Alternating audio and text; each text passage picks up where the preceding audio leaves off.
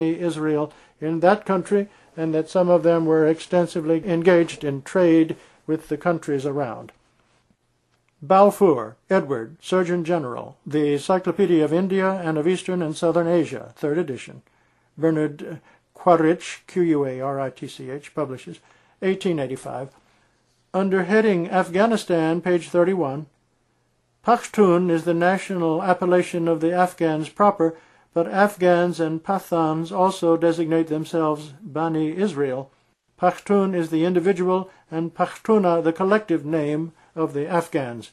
This word is described as of Hebrew, Ibrani, origin, though some of them say it has a Syrian, Suryani, source, and signifies delivered and set free. The term of Afghan is also said to have the same signification. One tradition is that the mother of Afghan, or Afghana, on his being born, exclaimed, Afghan, I am free, and gave him this name. Another tradition is that in the pangs of labor she exclaimed, Afghan, Afghan, or Fikhan, words which in Persian means woe, grief, alas. Afghan is claimed as the designation only of the descendants of Qais. The term of Pathan is said to be from Pikhtan, a titular appellation to have been bestowed by Muhammad on an Afghan called Qais. Their origin is involved in obscurity, but several writers consider them to be descendants of one of the 10 tribes of Israel, and this is an opinion of some Afghans themselves. A few authors consider that this nation is not of Jewish origin, but that those who introduced the Mohammedan religion amongst them were converted Jews. Then on page 34, on the authority of Elphinstone's work called Kingdom of Kabul, pages 182 to 85, it is written, quote, Among the Yusufzai, no man sees his wife till the marriage ceremonies are completed, and with all the Bardurani there is great reserve between the time when the parties are betrothed and the marriage. Some of them live with their future father-in-law and earn their bread by their services, as Jacob did when he wanted to marry Rachel, without ever seeing the object of their wishes. Among the Afghans, as among the Jews, it is thought incumbent on the brother of the deceased to marry his widow, and it is a mortal affront to the brother for any other person to marry his widow, and it is a mortal affront to the brother for any other person to marry her without his consent. Next work is Narrative of a Mission to Bokhara in the years 1843 to 45 in 2 volumes.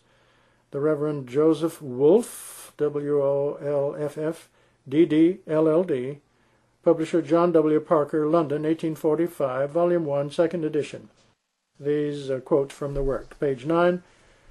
From various conversations with Afghans in Khorasan and elsewhere, I learned that some of them are proud of an origin from the children of Israel, but I doubt the truth of that partial tradition. Page 13. All the Jews of Turkestan assert that the Turkomenians are the descendants of Togarmah, one of the sons of Gomar, mentioned in Genesis 10:3.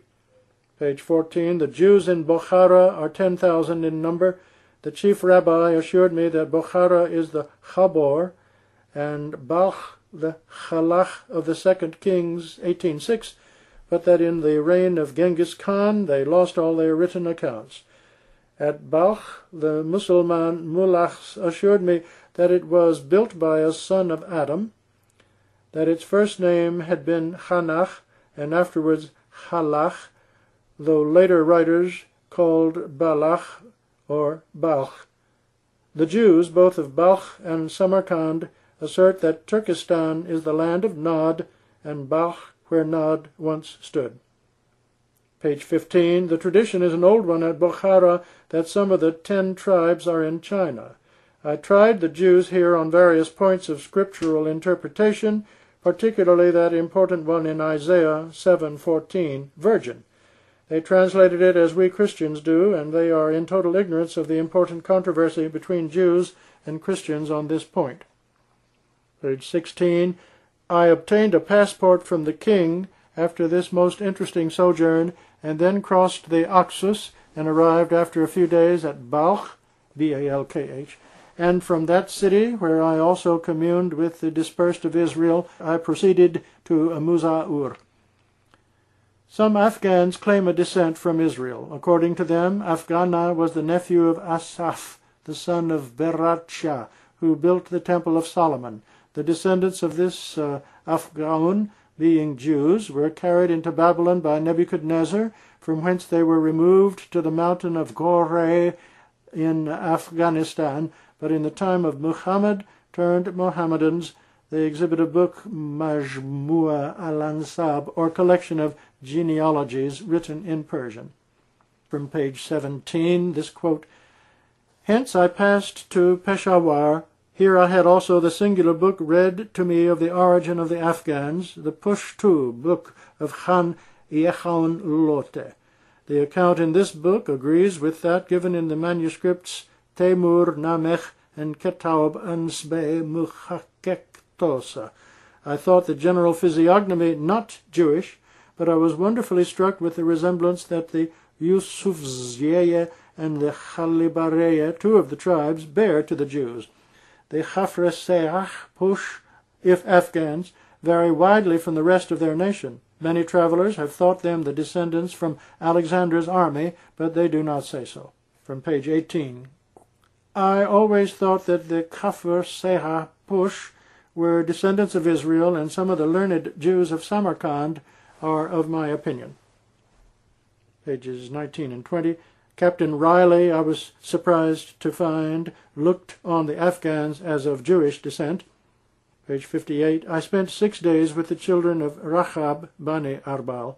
With them were children of Israel of the tribe of Dan, who reside near Terim in Chetramawal, who expect, in common with the children of Rachab, the speedy arrival of the Messiah in the clouds of heaven." Volume 2, 131. It is very remarkable that the prophet Ezekiel, in the 27th chapter, 14th verse, gives an exact description of the trade carried on by the Turkomanians with the inhabitants of Bokhara, Khiva, and Khokhand.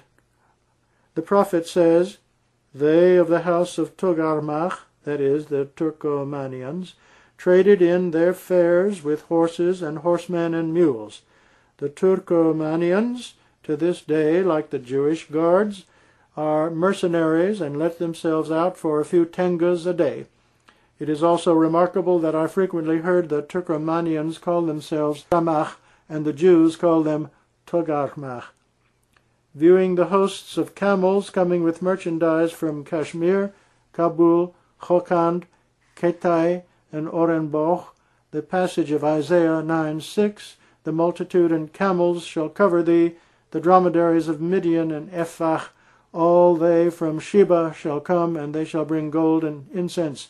Mentioning gold, I must not forget that near Samarkand there are gold mines and turquoises. From page 236. A few words on the children in the mountains of Kurdistan. These children, as the late lamented Dr. Grant well observed, are of Jewish origin, though I cannot go so far as to affirm that they are of the 10 tribes, since they do not know their own genealogy. They are now mostly Christian.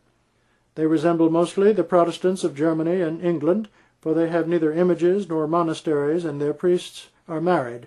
The episcopal dignity, however, is hereditary, as well as that of the patriarch, and at the time the mother of the patriarch becomes pregnant, she abstains from drinking wine and eating meat, and in case that a son is born, he is the patriarch, and if a daughter, she is obliged to observe eternal virginity. Next cited a work called The Lost Tribes by George Moore, M-O-O-R-E, M.D. On page 143, quote, "We are attracted at once to a country of vast importance in the present aspect of the East, and the more interesting to us as we find there a people who profess to be the Beni Israel, or descendants of the 10 tribes, namely Afghanistan and the adjacent countries." On page 145, "The prominent reasons for thinking that certain classes of the people of Bokhara and Afghanistan are of Israelitish origin are these. First, their personal resemblance